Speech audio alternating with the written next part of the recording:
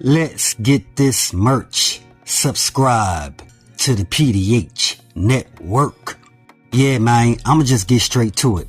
Now it look like the feds then retrieved the MPD Sky Cam footage that Mia Jaye and Young Dolph brother Marcus requested from the Alphabet Boys some time ago. Because Mia Jaye and Marcus, they wanted to view the footage for themselves to see who are all involved in removing Young Dolph the day that he pulled up to the cookie shop. Now, a lot of folks was heated with them people on the department because the residents of Memphis really wanted to see the footage from the day Dolph gets set up. So when they only kept showing us one camera angle of Cornelius Smith and straight drop hopping out the white Benz, folks knew something was up. They felt like them people on the department was hiding something by not releasing the footage to the public. Because at first everybody was asking to see the surveillance footage from the cookie shop. But Pam and Maurice said the security cameras had not been working properly that entire week, which some people questioned the validity of that statement. They basically felt like them people at the cookie shop was not being truthful about the cameras not working. When a month prior to Young Dolph being sent up, the cameras worked properly to catch a few robbers in act, ramshacking the place looking for something. Had a lot of folks saying how the cameras worked that day, but not the day the Young Dolph walked in there with his brother Marcus to grab a couple chocolate chip cookies. Plus, it was kind of funny how nobody had cameras out ready to take pictures with Young Dolph once he pulled up. And we know that's something they usually do when Young Dolph pull up.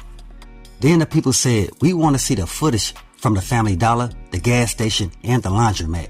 And don't forget about the MPD Sky Cam footage, again, that Mia Jaye and Young Dolph brother Marcus requested. And between all those different camera angles, that should be enough footage to let everybody know who are actually involved in taking out Paper Route Frank. Now, I told y'all the feds, they had to come in and take over this whole Young Dolph case. Not just because it's a high-profile case, but also because the feds know it's people on the department who are paid to hide certain evidence. That's why the feds investigating everybody affiliated with CMG plus them people at Makita's. Especially when you have them people at the cookie shop not being honest about the whole setup. Now we all see the reason why. Because they allegedly assisted the whole Young Dolph setup by using their place of business. I'm telling y'all, I knew something was up. Again, when I seen Yo Gotti invite Pam and Maurice out to have dinner and eat at the same table with his moms, that's when I knew them people at the cookie shop were paid to play their part by assisting Yo Gotti get Young Dolph to the cookie shop so Govan could take him out. Hey y'all, this is a classic case of biting the hand that feeds you. Makita's Cookie Shop is a small mom and pop shop in Memphis that we all know everyone started hearing about once Dolph started talking about it. He is the one that shed light on the quality of their cookies and their business as a whole. And so it is so sinister to think that the very man who orchestrated you being able to profit more within your business is the one that you're involved in setting up. And then what makes it even worse is the setup happened in the very establishment that he was investing and pouring into all these years. Now, what kind of people are they running this cookie shop? Maurice, Raven, they're all very evil people to not only be involved in taking down the man who has helped them, but then also to aid in covering up the cops being able to get to unraveling his untimely demise. For them to be involved in covering up the setup that happened in their own establishment. And we don't know how many exchanges have happened behind the scenes before Dolph was sent up, where Dolph was investing in different elements of Makita's to make sure that they thrived. And now here we have Raven, the ringleader of the cookie shop, who has single-handedly made sure that there was lots of confusion after Dolph was sent up.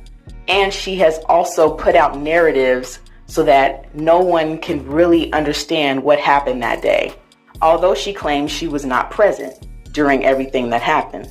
To sum it all up, Dolph and the mother of his children, Mia Jaye, have both contributed to Makita's shop thriving over the years.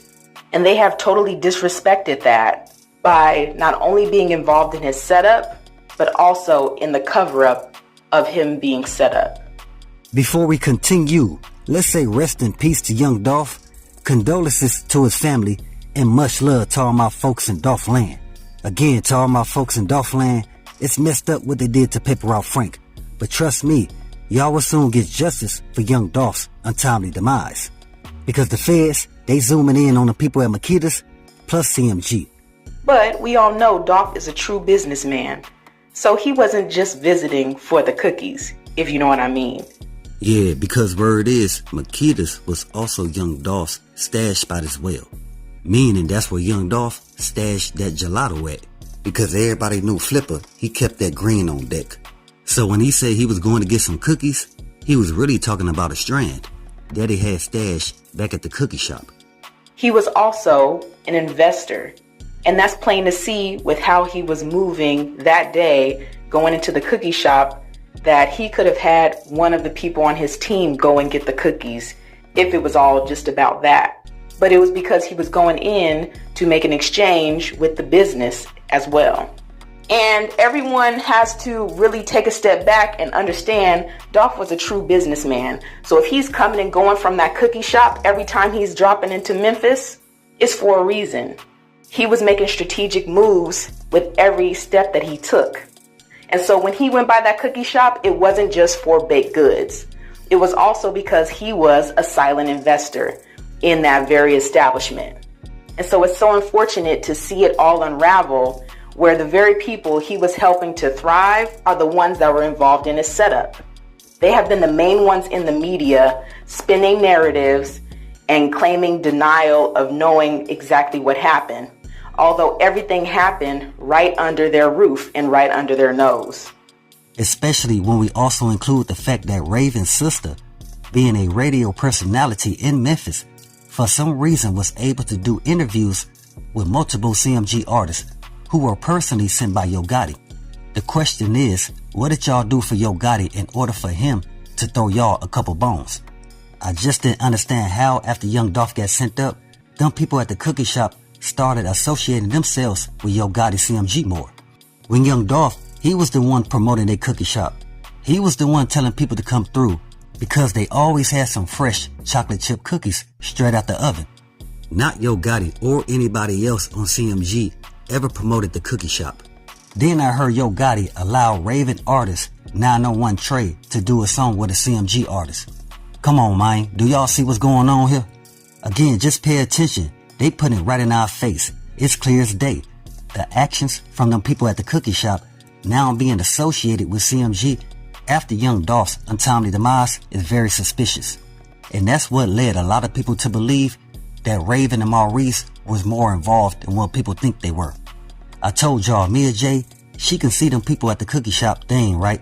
Especially after she donated that 40 G's to them.